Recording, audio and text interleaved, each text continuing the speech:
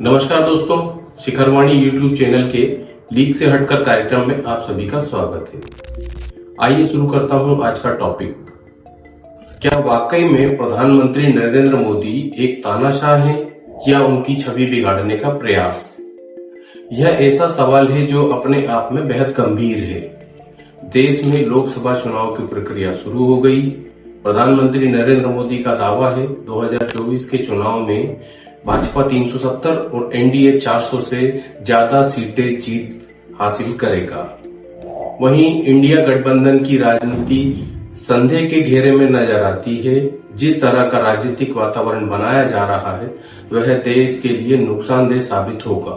2 बार पूर्ण बहुमत से जीतकर जो देश का प्रधानमंत्री बना उसे तानाशाह बताया जा रहा है।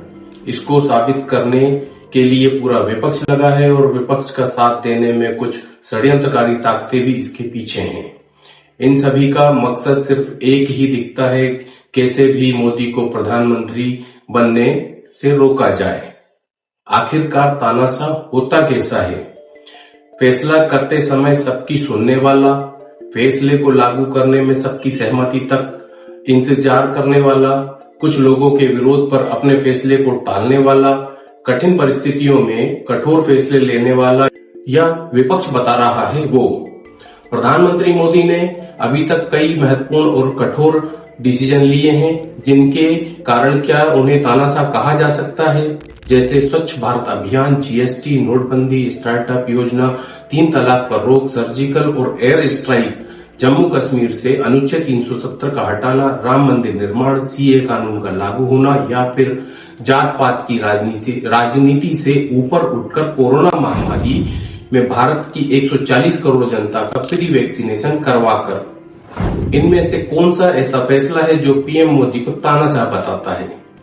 कई डिसीजन तो पहले कार्यकाल के हैं जिस पर जनता की मोहर लग चुकी है और मोदी को दोबारा प्रधानमंत्री बना दिया, वो भी 2014 से अधिक बहुमत देकर।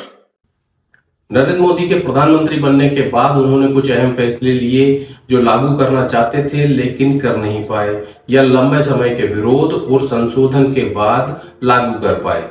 नेशनल जुडिशियल कमीशन 2014 में बीजेपी के चुनावी घोषणा पत्र का वादा जिसे पीएम मोदी लागू करना चाहते थे लेकिन हल्के विरोध के कारण नहीं कर पाए, जबकि दोनों सदनों और 20 राज्यों की सहमति इस पर बनने के बाद भी मोदी लागू नहीं कर पाए। तो क्या यह तानाशाह मोदी के लक्षण हैं? कृषि सुधार के 3 किसान कानून बने पर लागू नहीं करवा पाए मोदी।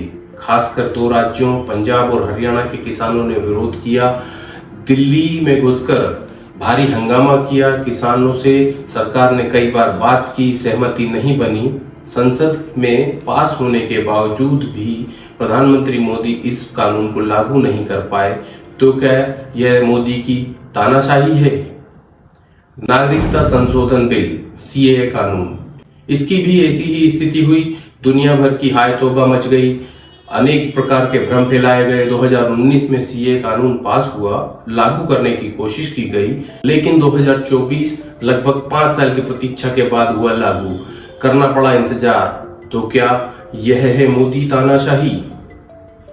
महिला आरक्षण कानून, इस कानून के तहत महिलाओं को 33% आरक्षण लोकसभा और विधानसभा में दिया जाएगा, लेकिन यह कानून अभी लागू नहीं किया जा सकता।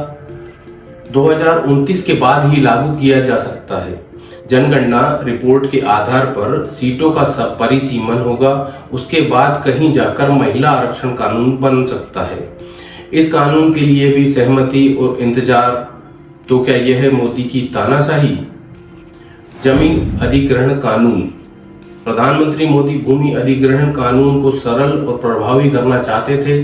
अधिग्रहण की दिक्कतें, उचित मुआवजा, पुनर्वास और पुनर्स्थापना की प्रक्रिया आसान करना चाहते थे, लेकिन इस कानून का विरोध झेलना पड़ा और 9 संशोधन के बाद बना कानून। तो क्या यह है मोदी की तानाशाही? कोर्ट के आदेश पर ही बना राम मंदिर।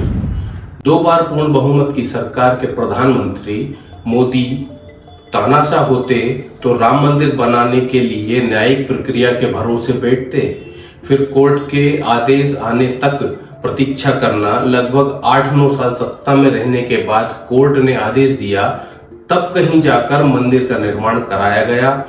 तो क्या यह मोदी की तानाशाही? नरेंद्र मोदी के पहले भी देश में कई प्रधानमंत्री बने, जिनमें एक थी इंदिरा गांधी। इंदिरा गांधी जी ने अपने कार्यकाल के दौरान आपातकाल लगाया। उस दौर के लोगों का कहना है इंदिरा गांधी के बारे में, लिखने और बोलने वाले को तो छोड़ो साहब, पढ़ने और सुनने वालों को भी जेल में डाल दिया जाता था। आपातकाल के दौर में तानाशाह की तानाशाही कम नहीं थी। मेरा काम विषय की जरिए सिर्फ जानकारी देना है। पीएम मोदी तानाशाह हैं या नहीं, यह तो भारत की जनता तय करेगी, जिसका जवाब लोकसभा चुनाव परिणाम आने के बाद साफ हो जाएगा।